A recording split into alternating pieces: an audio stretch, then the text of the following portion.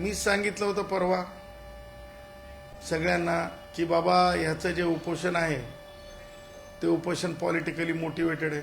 मीच सांगितलं होतं सगळ्यांना की बाबा एक गोष्ट लक्षात घ्या की ह्या माणसाला हे उपोषण जर लॉ अँड ऑर्डरसाठी क्रिएट करण्यासाठी करत असेल, एखाद्या कोणाचा पॉलिटिकल टूल बनून हे करत असेल, तर ह्या माणसाला जे आहे स्पष्टपणे जे आहे पोलिसांनी ह्याचे पूर्व इतिहास लक्षात घेता आणि माननीय उच्च न्यायालयाच्या छत्रपती संभाजीनगर पीठाचा निकाल, बेंचचा निकाल आणि गुणरत्न सदावर्ते विरुद्ध महाराष्ट्र शासन ह्या केसमध्ये माननीय न्यायमूर्ती गडकरी साहेबांचा निकाल, हे दोन निकाल लक्षात घेता इथे कोणी सुद्धा मी मरत आहे, मला मरायचं आहे धमकी देता येत नाही. आणि तशा पद्धतीने जर कोणी मी मरेल आणि मी मरतो म्हणून लॉ अँड ऑर्डरचा प्रॉब्लेम क्रिएट करीत असेल तर पोलिसांनी योग्य निर्देश आहेत त्या पद्धतीने जरंगेला उचलून जरंगेला मॅजिस्ट्रेटकडे नेऊन उपचार करणं आवश्यक होतं.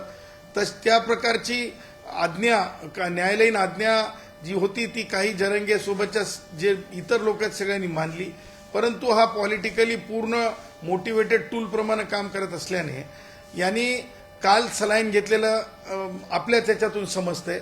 जेव्हा जरंगीने सलाईन घेतलं तेव्हा त्याचं उपोषण कोणतं राहिलं? जरंगेनं सलाईन घेतलं, उपोषण कोणतं राहिलं? जरंगेनं सलाईन घेतलं, उपोषण कोणतं राहिलं? जरंगेचा पॉलिटिकल लाड झालेला आहे. पॉलिटिकल लाड मराठा नेतृत्वाची जी स्पर्धा आहे त्याच्यातून होत आहे.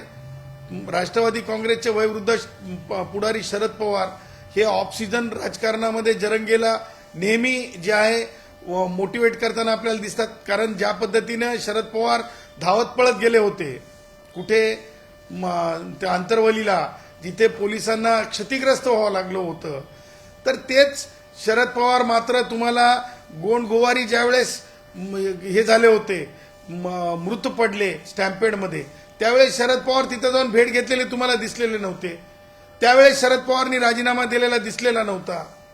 पण जेव्हा धनंजय मुंडेंच्या बाबतीमध्ये राजीनामा, पण शरद पवार एअरपोर्टहून आले होते की शरद पवार स्टॅम्पेड माहीत झाल्याच्या नंतर नागपूरमधून त्यांनी काढता पाय घेतला होता, तेव्हा मात्र शरद पवारांना राजीनामा देण्याची गरज नाही म्हणजे माझ्या गोवारी भावांच्या याच्यामध्ये, परंतु शरद पवारांच्या पक्षातल्या लोकांना मात्र धनंजय मुंडे भटक्या विमुक्तांचे आमच्या रक्ताचे आमच्या मांसाचे हाडाचे त्यांच्या राजीनाम्याची गुदगुली मात्र होते.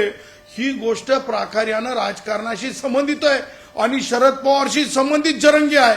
तर ह्या सगळ्या गोष्टी मग उद्धव असेल शरद पवार असतील, ह्या सगळ्या ज्या गोष्टी आहेत पॉलिटिकल गोलमाल है भाई, गोलमाल है, गोलमाल है भाई, गोलमाल है. देर दुरुस्त आहे.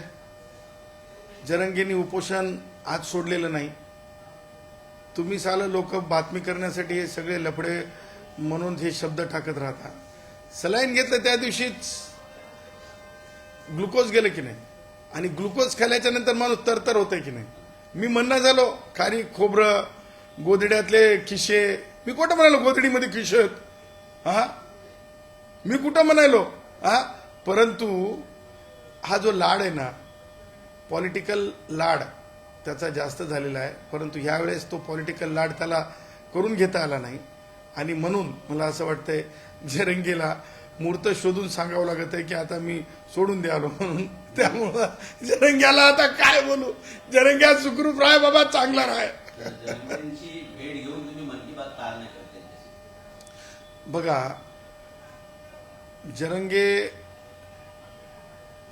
संघर्ष करावा, कारण दलित पॅंथरची मुलंही संघर्ष करतात, भटक्या विमुक्तांच्या संघटनाही संघर्ष करतात, गावगाड्याच्या म्हणजे गाव कुसाबाहेरची माणसं आपल्या म्हणजे जगण्याच्या साधनासाठी हे करतात, संघर्ष करतात.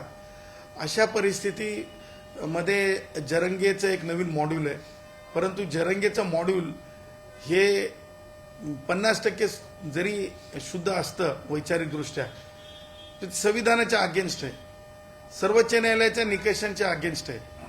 त्याच्यामुळं जरंगेसाठी एवढंच म्हणेल मी दूर गगन में एक तारा, ला दे माँ मुझे वो तारा.